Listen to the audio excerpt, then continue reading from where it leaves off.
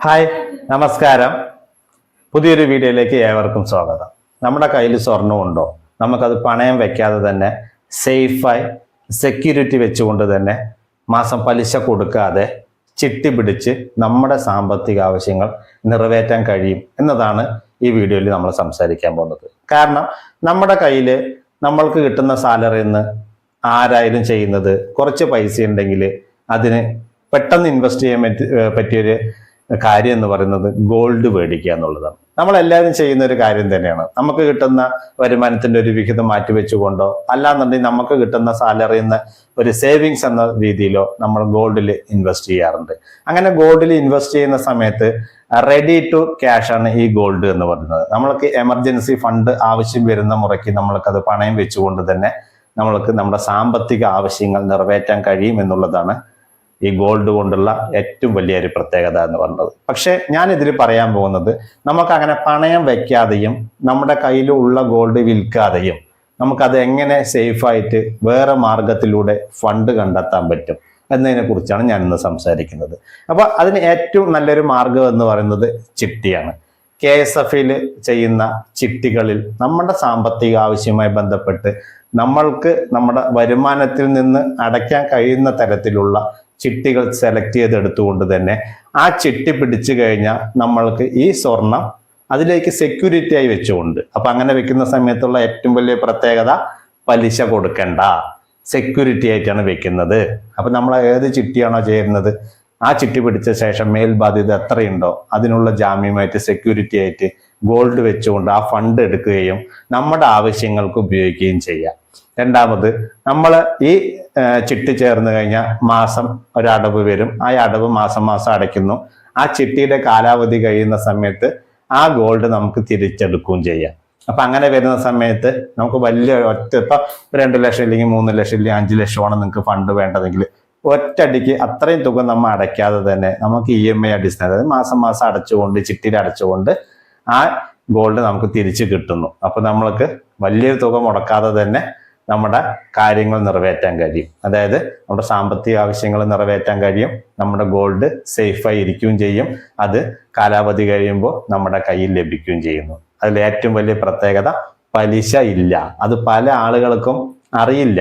കാരണം പല ആളുകളുടെയും ചിന്തയും നമുക്ക് സാമ്പത്തിക ആവശ്യം വേഗം കൊണ്ട് പണയം വെക്കാം, എന്നുണ്ടെങ്കിൽ അത് വിൽക്കാം. പക്ഷെ നമ്മളത് വിറ്റ് കഴിഞ്ഞാൽ ഏറ്റവും വലിയൊരു പ്രശ്നം എന്ന് പറഞ്ഞത് ഇപ്പോഴത്തെ ഗോൾഡിന്റെ ഒരു റേറ്റ് അനുസരിച്ച് നമുക്ക് പുതിയൊരു ഗോൾഡ് എടുക്കാൻ പറഞ്ഞ ഏറ്റവും വലിയ ഒരു ബുദ്ധിമുട്ട് തന്നെയാണല്ലേ.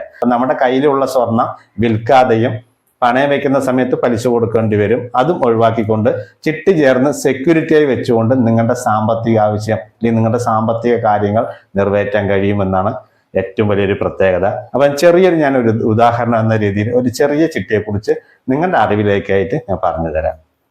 ഇപ്പൊ എക്സാമ്പിൾ, മാസം 5000 രൂപ വെച്ചിട്ട് 40 മാസം അടയ്ക്കുന്ന 2 ലക്ഷത്തിന്റെ ചിട്ടി. അതിന്റെ കാലാവധി 40 മാസമാണ്. എമൗണ്ട് മാസം അടയ്ക്കുന്ന സംഖ്യ 5000 രൂപയാണ്. സ്ഥലം വരുന്നത്, അതായത് ചിട്ടിയുടെ തുക വരുന്നത് 2 ലക്ഷം രൂപയാണ്.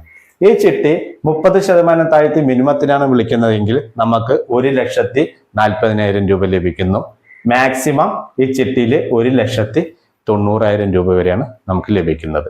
അപ്പൊ നമ്മുടെ സാമ്പത്തിക ആവശ്യം എന്താണോ അതിനനുസരിച്ച് നിങ്ങൾക്ക് ഈ ചിട്ടി പിടിക്കാവുന്നതാണ്. കാരണം 1,40,000 പിടിക്കുന്ന നിർബന്ധമില്ല. നിങ്ങളുടെ സാമ്പത്തിക ആവശ്യം നിങ്ങൾക്ക് ഇനി തുടക്കത്തിൽ വേണ്ട, അത് കുറച്ച് മാസങ്ങൾ കഴിഞ്ഞ് മതി പറയുമ്പോൾ ഈ 30% താഴ്ന്ന് വിളിക്കാനുള്ള ആളുകളുടെ എണ്ണം കഴിയുന്ന സമയത്ത് ചിട്ടി വിളിയാവുകയും നമുക്ക് കൂടുതൽ, അതായത് 1,90,000 രൂപ വരെ ഈ ചിട്ടി വിളിക്കുമ്പോൾ നമുക്ക് ലഭിക്കുന്നു. നമ്മുടെ കയ്യിലുള്ള സ്വർണ്ണം ഉള്ളവരും അല്ല പണയം വെച്ചിട്ടുള്ളവർക്കും ഈ ഒരു ചിട്ടി ഉപയോഗപ്പെടുത്താവുന്നതാണ്. ഞാനൊരു എക്സാമ്പിൾ എന്ന രീതിയിലാണ് 2 ലക്ഷത്തിന്റെ ചിട്ടി പറയുന്നത്.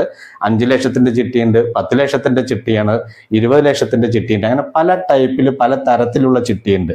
അതുപോലെ തന്നെ മാസം അടയ്ക്കുന്ന സംഖ്യ പല ടൈപ്പിൽ 10,000 രൂപ വെച്ച് അടയ്ക്കുന്നുണ്ട്, 20,000 വെച്ച് അടയ്ക്കുന്നത്, അങ്ങനെ പല തരത്തിലുള്ള. അപ്പൊ നിങ്ങളുടെ സാമ്പത്തിക ആവശ്യത്തിൽ നിങ്ങൾക്ക് എത്രയാണോ ഫണ്ട് വേണ്ടത് ആ ഫണ്ട് നിങ്ങൾക്ക് ആ ഫണ്ടിനനുസരിച്ചുള്ള ചിട്ടി നിങ്ങൾക്ക് ചേരാവുന്നതാണ്. അതേപോലെ തന്നെ നിങ്ങളുടെ മാസം സാലറി എന്താണോ ആ സാലറിയും കൊണ്ട് അടഞ്ഞു പോകാൻ തരത്തിലുള്ള ചിട്ടികൾ സെലക്ട് ചെയ്യുക. അപ്പൊ അങ്ങനെ സെലക്ട് ചെയ്യുന്ന സമയത്ത് നിങ്ങൾ സാമ്പത്തികമായിട്ട് വലിയ ബുദ്ധിമുട്ട് വരാതെ മാസം മാസം ഒരു സംഖ്യ നിങ്ങൾക്ക് കൃത്യമായിട്ട് അടച്ചു പോവുകയും ആ ചിട്ടി കംപ്ലീറ്റ് ചെയ്യാനും നിങ്ങൾക്ക് സാധിക്കുക എന്നുള്ളതാണ്. നമ്മൾ ഈ ചിട്ടി എപ്പോഴാണോ ചിട്ടി പിടിക്കുന്നത് ആ പിടിച്ച ശേഷം പിന്നെ എത്രയുണ്ടോ അടയ്ക്കാൻ അതിനുള്ള ജാമ്യമാണ് കൊടുക്കേണ്ടത്.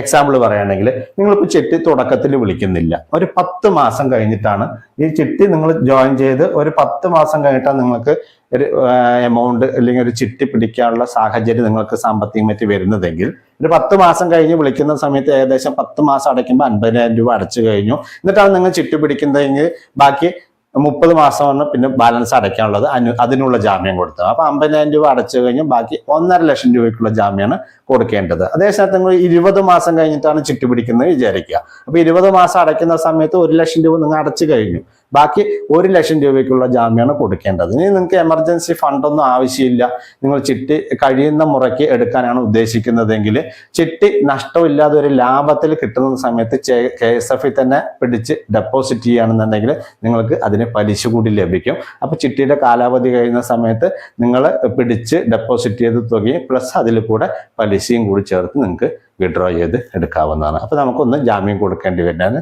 ചിട്ടിയുടെ കാലാവധി കഴിഞ്ഞെടുക്കുന്ന സമയത്ത് ജാമ്യം ഒന്നും കൊടുക്കേണ്ടി വരില്ല. അപ്പൊ ഇത്രയാണ് ഈ ചിട്ടിയെ കുറിച്ച് പറയാനുള്ളത്. അതേപോലെ തന്നെ ഈ ചിട്ടി 30% മിനിമത്തിലാണ് പോകുന്നതെങ്കിൽ രണ്ടാമത്തെ അടവ് വരുന്നത് 3,750 രൂപയാണ്. അങ്ങനെ 30% താഴ്ന്ന് ഈ ചിട്ടി എത്ര മാസം വരെ പോകണം അത്രയും മാസം വരെ 3,750 രൂപയാണ് അടയ്ക്കേണ്ടി വരിക. ചിട്ടി വിളിയാകുന്ന സമയത്ത് ഈ 3,750 എന്നുള്ളത് 4,000 ആവും, 4,200 ആവും, 4,500 ആവും, അങ്ങനെ 5,000 രൂപ വരെ നമ്മൾ അടയ്ക്കേണ്ടി വരും. അങ്ങനെ 5,000 രൂപ അടയ്ക്കേണ്ടി വരുന്ന സമയത്താണ് ഞാൻ പറഞ്ഞത് ചിട്ടി പിടിച്ച് അപ്പോൾ വിളിക്കുന്ന സമയത്ത് നമുക്ക് ഏകദേശം 1,90,000 രൂപയോളം ലഭിക്കുന്നതാണ്. ആ ചിട്ടി പിടിച്ച് അവിടെ തന്നെ ഡെപ്പോസിറ്റ് ചെയ്യുന്ന സമയത്ത് നിങ്ങൾക്ക് പലിശയും കൂടി ലഭിക്കുന്നതാണ്. അപ്പോൾ ഇതാണ് ചിട്ടിയെക്കുറിച്ച് ഒരു ബേസിക് കാര്യങ്ങൾ പറയാനുള്ളത്. പിന്നെ നമ്മുടെ ചാനലിൽ തന്നെ ഓൾറെഡി KSF ചിട്ടിയുമായി ബന്ധപ്പെട്ട് ഒരുപാട് വീഡിയോ അപ്ലോഡ് ചെയ്തിട്ടുണ്ട്. അപ്പം നിങ്ങൾക്ക് ചിട്ടിയുമായി ബന്ധപ്പെട്ട് കൂടുതൽ അറിയണമെങ്കിൽ നമ്മുടെ ചാനലിൽ കയറി വീഡിയോ ഒന്ന് കാണുകയാണെന്നുണ്ടെങ്കിൽ നിങ്ങൾക്ക് കൂടുതൽ വിശദാംശങ്ങൾ അറിയാൻ കഴിയുകയും ചെയ്യും. അപ്പോൾ ഏറ്റവും സേഫ് ആയിട്ടുള്ള ഒരു മാർഗ്ഗമില്ല ഞാൻ അന്ന് പറഞ്ഞത്. ഈ പറഞ്ഞത് നിങ്ങൾക്ക് ഇഷ്ടപ്പെട്ടുവെങ്കിൽ ഒന്ന് ലൈക്ക് ചെയ്യുക, ഷെയർ ചെയ്യുക, സബ്സ്ക്രൈബ് ചെയ്യാത്ത സുഹൃത്തുക്കളുണ്ടെങ്കിൽ ഒന്ന് സബ്സ്ക്രൈബ് ചെയ്യുക. അടുത്ത വീഡിയോയിൽ കാണും വരെ ബൈ ബൈ.